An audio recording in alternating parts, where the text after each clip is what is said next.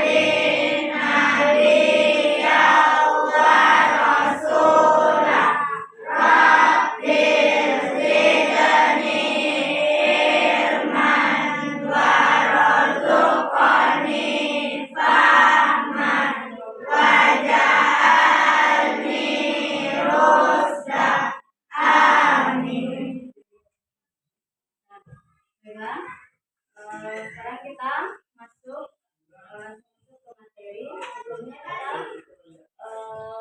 Sebelumnya dalam olahraga ada tiga gerakan dalam olahraga, yaitu ada gerakan lokomotor, non-lokomotor, dan manipulatif.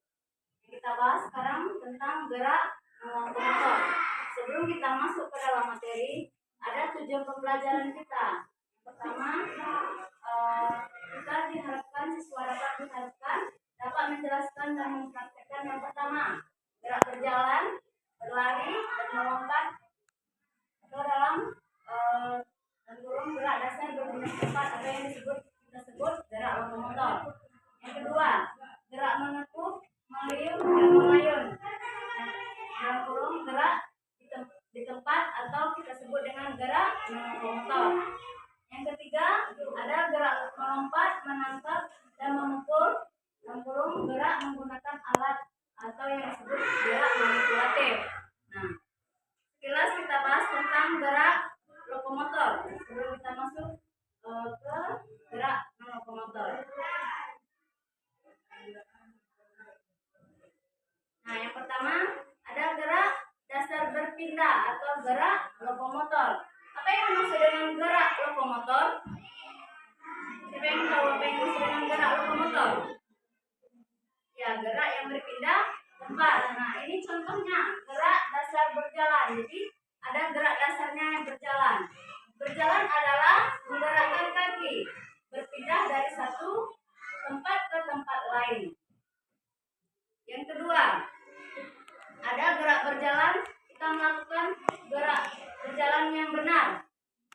Yang pertama, kita kaki melangkah ke depan secara bergantian. Yang kedua, tangan diayun ke depan dan belakang. Yang ketiga, pandangan mata lurus ke depan. Jadi, jalan itu tidak ada yang membungkuk badannya. Selanjutnya, ada gerak jalan posisinya yang tidak benar. Yang pertama, badan mengarah ke atas atau condong ke belakang, atau bahasa Jawanya menghadap ke atas atau menghadap ke langit. Nah, yang kedua, badan membungkuk ke bawah. Nah, itu yang disebutkan tadi, membungkuk-bungkuk awak berjalan. Yang ketiga, ini yang betulnya, badan harus tegak lurus, pandangan ke depan. Yang selanjutnya ada gerak dasar berlari. Nah, gerakan berlari berbeda dengan berjalan. Nah, langkah kaki saat berlari lebih cepat daripada saat berjalan. Jadi berlarinya ada kecepatannya agak kencang daripada berjalan. Nah, ada juga cara melakukan gerak berlari. Yang pertama kita posisinya persiapan atau sikap awalnya kita berdiri tegak dulu. Persiapan, selanjutnya saatnya berlari dan pendaratan di kaki. Ketiga, ada gerak dasar meloncat dan melompat. Yang pertama, gambar yang pertama ada gerakan meloncat bertumpuh menggunakan kedua kaki. Yang kedua, gambar yang kedua, gerakan melompat bertumpuh menggunakan satu kaki. Jadi melompat ini, meloncat ada dua variasi, ada dengan dua kaki dan ada dengan satu kaki. Nah, ini yang kedua ada cara gerakan melakukan meloncat. Yang pertama, kita sikap awalnya berdiri tegak. Kedua, ayunkan tangan. Ketiga, kedua kaki mengepel atau siap untuk meloncat. Selanjutnya, saat loncat tubuh melayang di udara. Selanjutnya, saat mendarat kedua kaki ditekuk. Itu adalah cara melakukan gerakan meloncat. Selanjutnya, cara melakukan gerakan melompat. Yang tadi meloncat, jangan anak-anak ibu salah dengan mana yang melompat, mana yang meloncat. Nah, ini yang melompat. Yang pertama kita lakukan tolakan dengan salah satu kaki. Nah, dari satu kaki ini mana kaki kita yang terkuat untuk menjadi tumpuan untuk lakukan tolakan. Yang kedua, saat meloncat tubuh melayang di udara. Yang ketiga, saat mendarat kedua kaki menapak di tanah.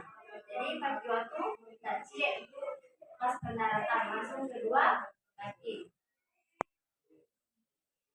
Nah, ini yang kita bahas hari ini yaitu gerakan di tempat.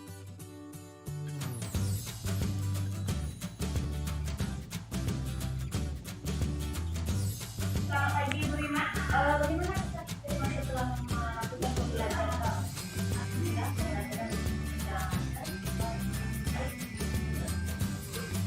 Saya juga berikan ya itu ya semangat saya sering ya belajar dengan cepat ibu. Terima kasih. Ibu bisa memberikan hasil pengalaman saya nantinya. Saya akan menjelaskan saya dengan beberapa hal yang bisa ibu tingkatkan di dalam proses pembelajaran.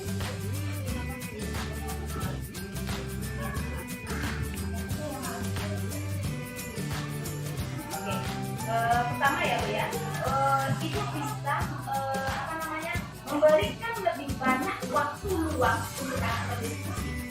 Dan yang kedua, ibu juga harus memberikan umpan balik kepada mereka pada siswa secara spesifik ya Bu ya.